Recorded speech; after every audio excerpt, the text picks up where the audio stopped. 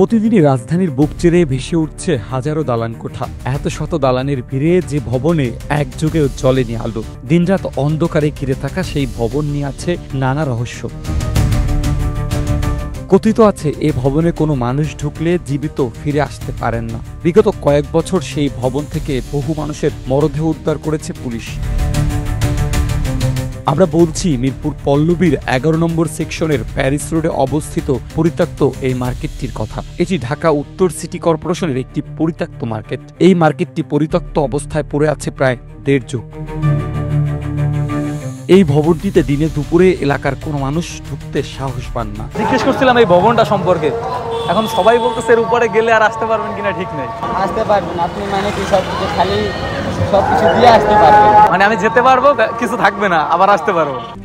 RICL TMX, যুগের পর যুগ স্থাপনা থাকে মজবুত। স্থানীয় সূত্রে জানা যায় সিটি কর্পোরেশনের এই মার্কেটটির ভিত্তিপ্রস্তর স্থাপন করা হয় 1996 সালে। পরে ধাপে ধাপে ভবনটি 6 তলা পর্যন্ত উঠলেও এক পর্যায়ে কাজ বন্ধ হয়ে যায়। 2007 সালের পর থেকে এটি পরিত্যক্ত। দিনের বেলাতেও যেখানে অন্ধকার, এখানকার মানুষ ভবনটিকে চেনেন ভূতের বাড়ি নামে।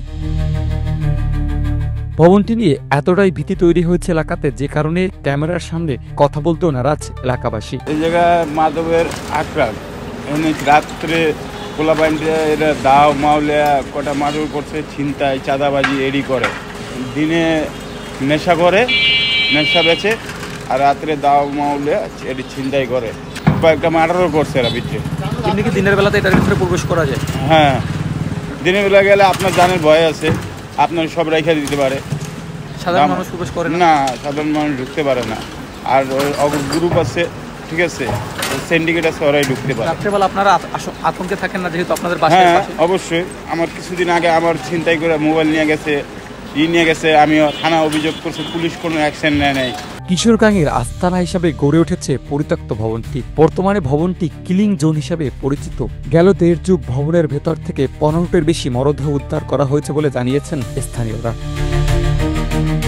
বিষয়টি নিয়ে জানতে চাইলে এখানে অনেক ক্রাইম হয় উল্লেখ করে ঢাকা উত্তর সিটি কর্পোরেশনের প্রশাসক মোহাম্মদ এজাজ জানান, ভাই এটা তো অলরেডি পরিত্যক্ত ঘোষণা করছে, যদি রেট্রোফিটিং করা যায় তাহলে এটা গিয়ে বানালে ভেঙে ফেলতে হবে। ইঞ্জিনিয়াররা কাজ করতে দেখি কি হয়। ওইটার তো এখনো দেখা যায় যে গ্রামবাসী যারা আছেন তারা প্রবেশ করতে ভয় পায়। এই বিষয়ে আসলে আপনারা কোনো ব্যবস্থা নিচ্ছেন কিনা, বা ওইখানে কোনো নজরদারি বাড়াচ্ছেন কিনা ডিএনসিসির পক্ষ থেকে? হ্যাঁ হ্যাঁ, বললামই তো, আমরা ইঞ্জিনিয়াররা দেখতেছি এটাকে কিভাবে রেট্রোফিটিং করা যায়। করা যেতে পারলে এটাকে রেট্রোফিটিং করে আমরা মার্কেটের জন্য মানে চালু করে দেওয়ার ব্যবস্থা করবো। না করা গেলে এটা ভেঙে ফেলতে হবে, এটা ঝুলাই রাখা যাবে না, এখানে অনেক ক্রাইম হয়।